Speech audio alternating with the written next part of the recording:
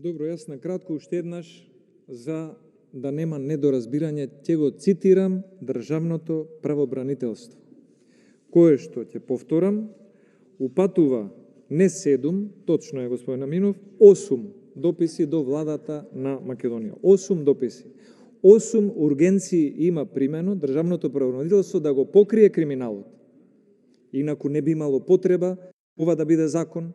Ако ова било законски, ќе си подпишел Зоран Заев како премиер и бизнисмен, ќе подпишел Андреа Јосифовски како бизнисмен и собственик на Телма и ќе бил решен спорот.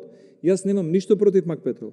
Мак Петрол од ова добива, но работата е што државата губи, граѓаните губат и правобранителството укажува на тоа, не можеби, туку вика, ќе предизвика негативни финансиски импликации за Република Македонија.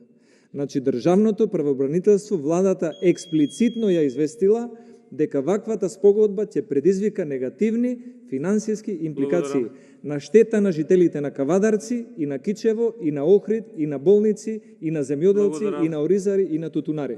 Тие ќе платат за Андреа Јосифовски да биде побогат